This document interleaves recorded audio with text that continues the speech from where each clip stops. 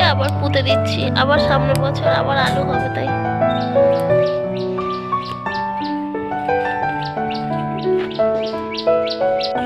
আজকে আলু দিয়ে মাছ দিয়ে রান্না হবে, তো আপনারা সঙ্গে থাকুন আর দেখতে থাকুন। এবার আলুটাকে ধুয়ে নিই, নালে একটা মাটি ভর্তি। আলুটা বেশি বড় হয়নি, একটুখানি বড় হয়েছে। এই আলুগুলো বেশ ভালোভাবে হলে, বেশ বড় হলে 10 কেজি 15 কেজি ওজন হয়।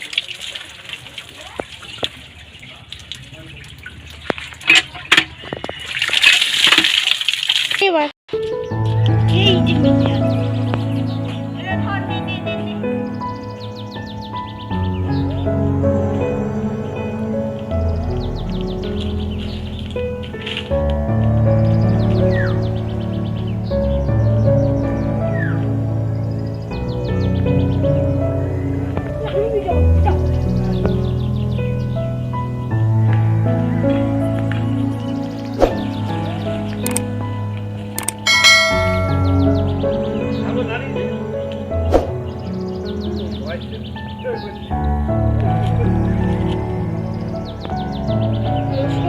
বেনভিল ফুডে সবাইকে স্বাগত। আজকে আমার মা সিলভার কাপ আর মিঠা আলু দিয়ে একটা তরকারি করবে, তা আপনারা প্রথম থেকে শেষ পর্যন্ত দেখবেন, লাইক শেয়ার সাবস্ক্রাইব সব করবেন। আজকের রেসিপি এই যে মেটে আলু, অনেকে বলে চুপড়ি আলু, এই চুপড়ি আলু দিয়ে সিলভার কাপ মাছ দিয়ে তরকারি। তো আপনাদের কাছে একটা অনুরোধ রইল, পুরো ভিডিওটি স্কিপ না করে প্রথম থেকে শেষ পর্যন্ত দেখবেন। তো প্রথমে আমি আলুটা কেটে নেব। আমার এতটা আলু লাগবে না, আমি অল্প করে আলুটা নিয়ে কেটে নেব। আর নিয়েছি একটা বেগুন, 4টে আলু। আপনাদের যদি পরিমাণে কম লাগে তো সেক্ষেত্রে আপনারা কমই নেবেন। আলুটা ভালো করে ছাড়িয়ে নেব। দেখুন এই আলুটা লাল, আর একরকম আলু হয় সেটা ভেতরের কাঠটা সাদা থাকে, এটা লাল আলু। অনেকে একে আলতা পাত আলু বলে। এই যে মাছ নিয়েছি সিলভার কাপ মাছ, মাছগুলোকে কেটে ধুয়ে পরিষ্কার করে রেখে দিয়েছি।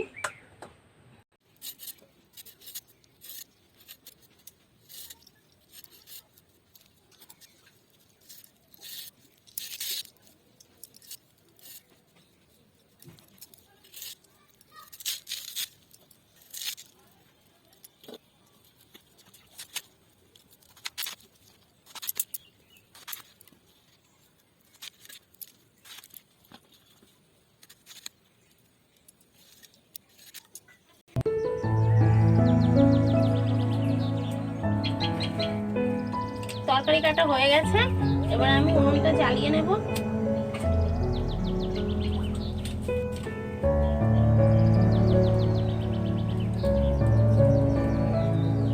এবার 100 গ্রাম তেল দেব।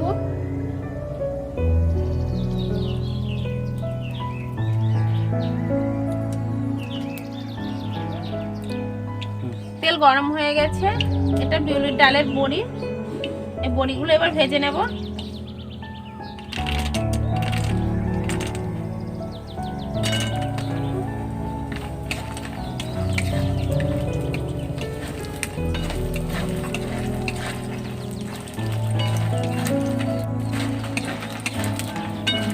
এই ডালের বড়িগুলো আমরা বাড়িতেই বানাই, একদম খাঁটি বড়ি। বাজার থেকে কিনলে ওর মধ্যে ভেজাল মেশানো থাকে।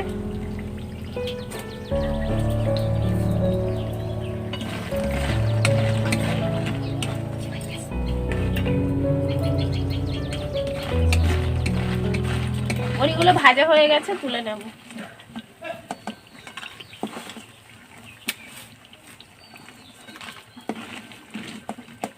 মাছে আবার লবণ হলুদ মাখিয়ে নেব। তো পরিমাণ মতো লবণ আর পরিমাণ মতো হলুদই দেব। হাত দিয়ে ভালো করে মাখিয়ে নেব।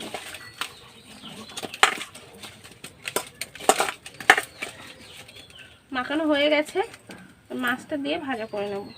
প্রথমে মাছের মাথাটাই দিলাম।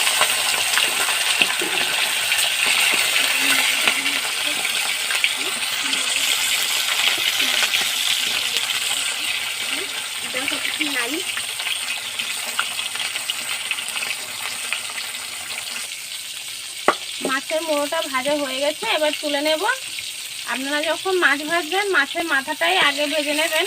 ভাজলে কি হয়, বেশি তেল থাকে আর ভাজাটাও ভালো হয় আর তেলটাও ভালোভাবে তৈরি হয়ে যায়। পরে যখন মাছগুলো দিয়ে ভাজবেন একটা ভাঙবেও না, খুব সুন্দরভাবে ভাজা হয়ে যাবে। এবার আমি মাছগুলো দিয়ে ভেজে নেব।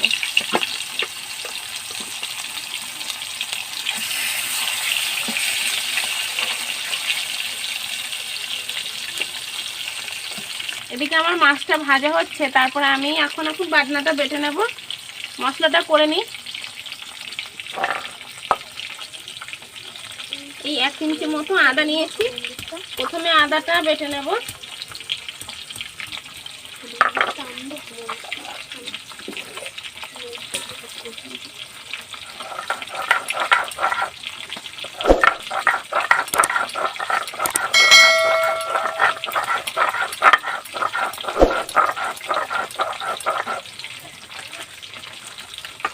আদা বাটা হয়ে গেছে, এবার জিরা বাটবো।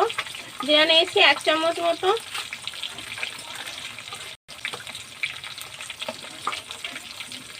আদা আর জিরা একসাথে বেটে নেব।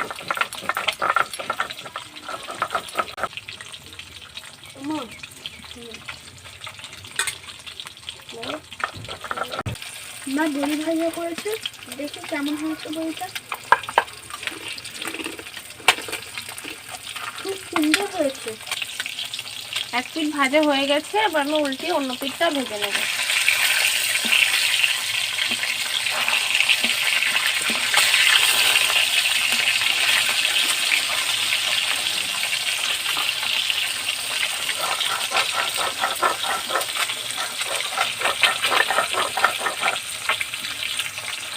মশলাগুলো বাটা হয়ে গেছে, এবার আমি তুলে নেব।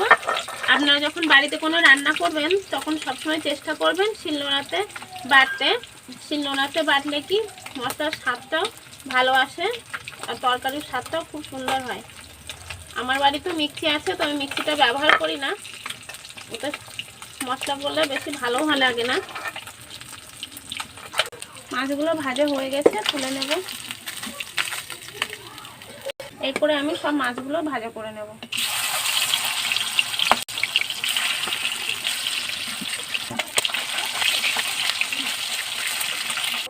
একটা শুকনো লঙ্কা ফোড়ন দেব, 1 চিমটে জিরা,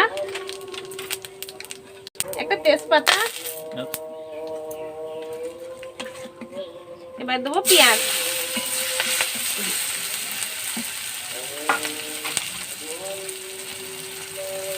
এই যে সবজিগুলো কেটে রেখেছিলাম সবজিগুলো দেব। আমার এতে একটু কাঁচা লঙ্কা দিয়েছি, আপনারা যদি ঝাল বেশি না খান তো লঙ্কা দেওয়ার দরকার নেই। এগুলো একটু ভাজা করব। 1 চামচ লবণ,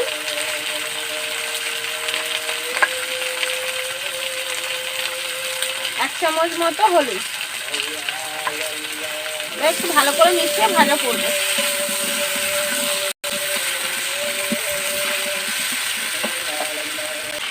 এই বড় রাঁধুনি আজকে রান্না করছে। এর আদা জিরে যে মশলাটা ছিল মশলাটা দেব।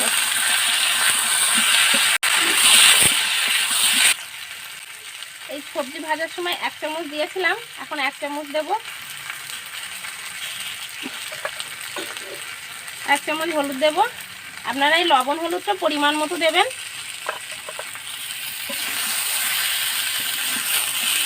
একটু ভালো করে ভাজা করুন। মশলাটা ভালো করে ভাজা হয়ে গেছে, এবার জল দেব। এই জলটা হচ্ছে মশলার সঙ্গে যে বাটা জলটা, সেই জলটা দিচ্ছি। গরম জল, কিন্তু আপনারা কিন্তু গরম জলই দেবেন।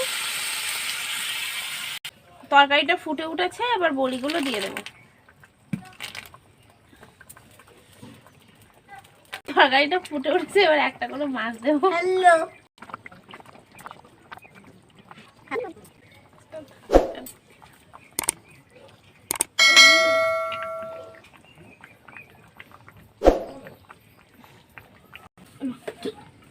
এদিক সরিয়ে ওর উপরে উঠে আসি। তরকারিটা হয়ে গেছে, নামিয়ে নেব।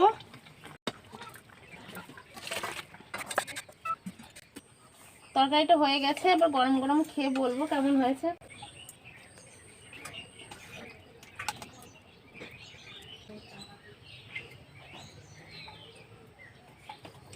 ভালো হয়েছে।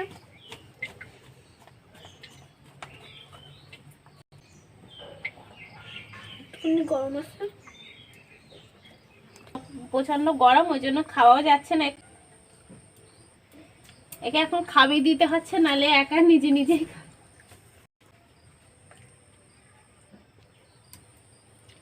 তো যারা এখন এই চ্যানেলটিকে যারা সাবস্ক্রাইব করেনি তাড়াতাড়ি সাবস্ক্রাইব করে নিন, আর পাশে থাকা বেলটি বাজিয়ে নেবেন। যখন নতুন কোনো ভিডিও আপলোড করব সেই ভিডিওর নোটিফিকেশন সবার আগে পেয়ে যাবেন। আর এই ভিডিওটি ভালো লাগলে একটা লাইক করবেন আর অনেক অনেক শেয়ার করুন। আমাদের বাড়ির মেরে আলু দারুণ স্বাদ। আমাদের খাওয়া দাওয়ার তো চলতেই থাকবে। তো আজ তাহলে এই পর্যন্ত, দেখা হবে পরের ভিডিওতে।